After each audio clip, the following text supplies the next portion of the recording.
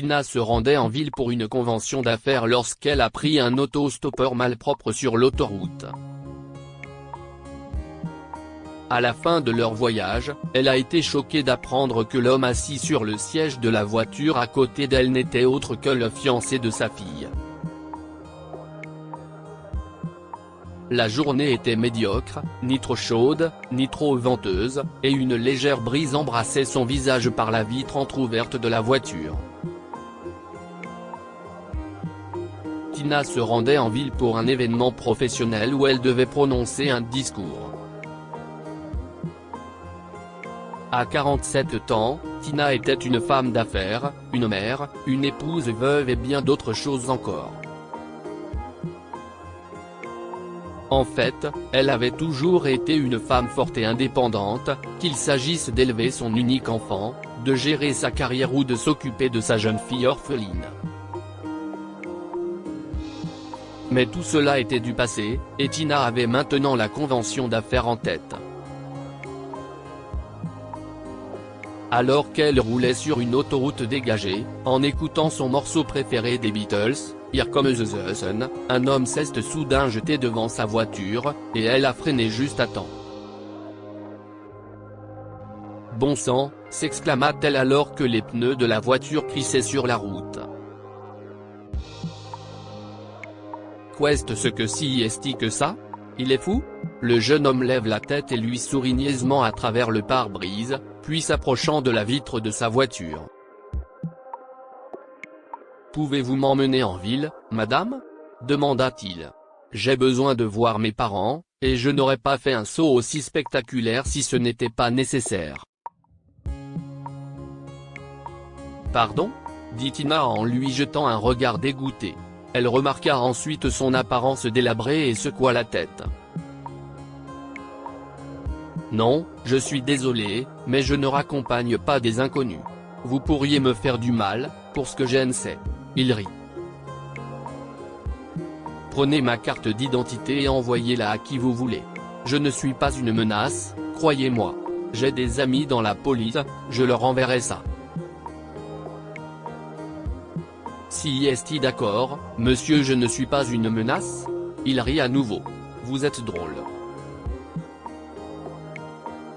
Bien sûr, allez-y, dit-il en lui tendant sa carte d'identité. Je m'appelle Chris, au fait.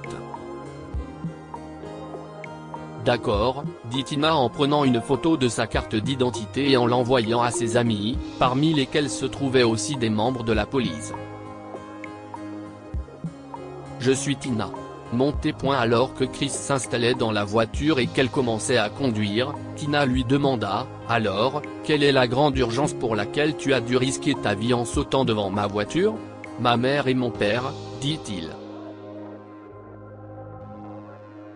Désolé de vous avoir choqué tout à l'heure. Ils sont âgés et n'ont personne d'autre que moi, alors je leur rends visite. Jolie voiture, d'ailleurs. Merci, dit Tina. Pourquoi vas-tu en ville ? Si je peux me permettre de te poser la question ? demanda-t-il. Je participe à une convention d'affaires, répondit-elle. Et je dois rencontrer des clients professionnels. Vraiment ? demanda-t-il. La mère de ma fiancée aussi. Je veux dire, si est aussi une femme d'affaires. J'ai récemment demandé ma petite amie en mariage, et elle a dit oui, et… Désolé, je crois que je parle trop. Tu as un accent, dit Tina avec un sourire. Et d'après ta façon de parler, tu as l'air d'être bien éduqué. N'y vois pas d'inconvénient, mais ton apparence me laisse penser le contraire. Je ne suis pas du genre à me voiler la face. Oh non, ce n'est pas grave, sourit Chris. Je suis né au Portugal et j'y ai passé la plus grande partie de mon enfance, puis mon père est venu s'installer ici, et la famille a déménagé avec lui. Papa avait une entreprise ici, mais il ne peut plus s'en occuper maintenant qu'il est âgé. Si est mon frère qui s'en occupe. Et toi ? Oh, j'ai plusieurs emplois. Je ne m'attache pas à une seule chose. Je cherche encore ce qui m'intéresse le plus. Tu sais, la seule propriété juste avant d'entrer dans la ville? Cette maison? Si est-il la tienne? Demanda Tina. Je croyais que personne n'y vivait. Je ne veux pas, admit-il. Mes parents se sentent seuls, et mon frère travaille à l'étranger, alors ils n'ont que moi. Tina et Chris ont discuté pendant tout le trajet comme s'ils étaient les meilleurs amis du monde, se connaissant depuis des années. Tina avait oublié qu'elle parlait à quelqu'un qu'elle venait de rencontrer, ce qui était inhabituel pour elle. Arrivé à destination, Chris a remercié Tina, qui lui a dit « Finalement, tu n'étais pas une menace, sauf que tu parles beaucoup ». Il sourit en accrochant son sac à dos sur ses épaules. «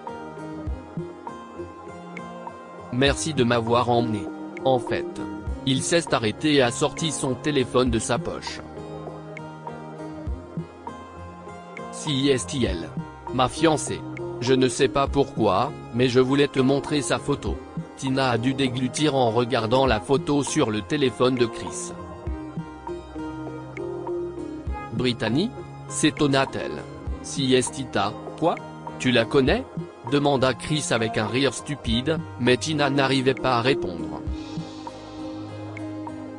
Le choc et la colère se lisaient sur son visage. Elle n'arrivait pas à croire que l'homme à l'air sale qu'elle avait ramassé au milieu de l'autoroute, qui ne s'attachait à rien de particulier et qui était si imprudent qu'il se jetait devant sa voiture pour la déposer, était le fiancé de sa fille. « Ma fille » hurla Tina. « Si est ma fille. Comment Brittany peut-elle épouser quelqu'un comme toi? Écoute, mon garçon. Ne t'approche pas de ma fille, d'accord?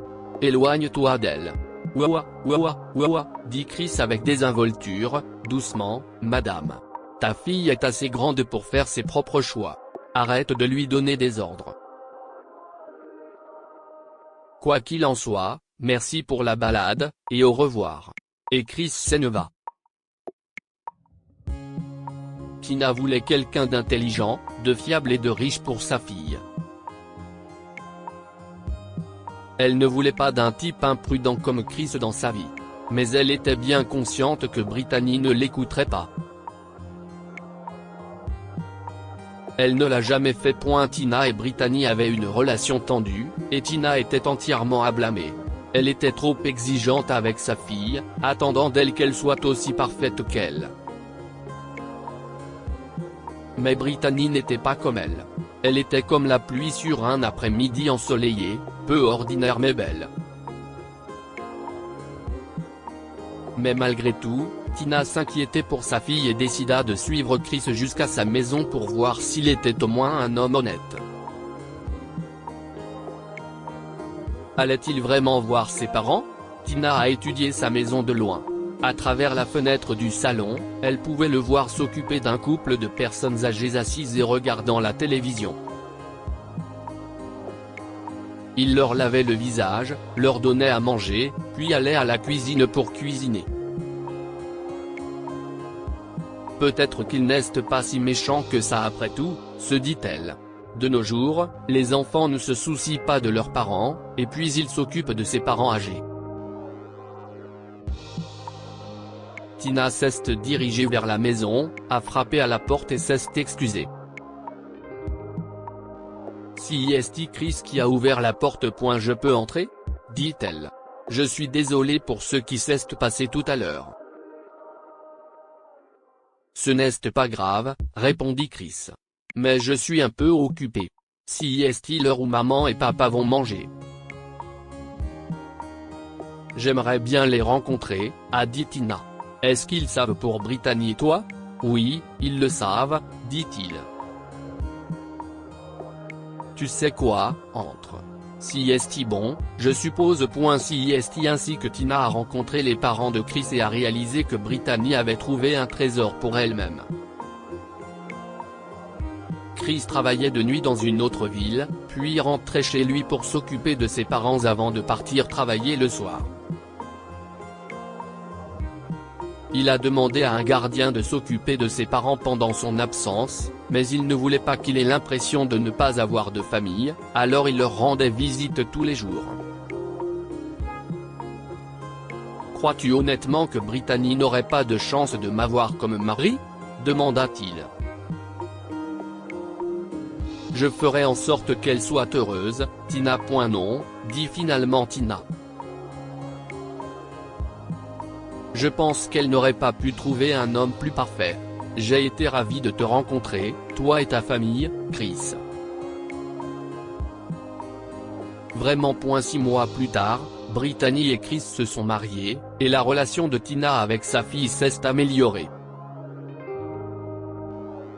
Et Chris n'a jamais déçu Tina et Brittany. Jamais. Que pouvons-nous apprendre de cette histoire ? Ne jugez pas quelqu'un trop rapidement. Tina a décidé que Chris n'était pas le bon choix pour sa fille en raison de son attitude insouciante. Mais elle s'est trompée. Au lieu de rejeter les choix de vos enfants, essayez de les comprendre. Si Tina n'avait pas imposé ses opinions à Brittany, leur relation se serait améliorée depuis longtemps. Partage cette histoire avec vos amis. Elle pourrait égayer leur journée et les inspirer.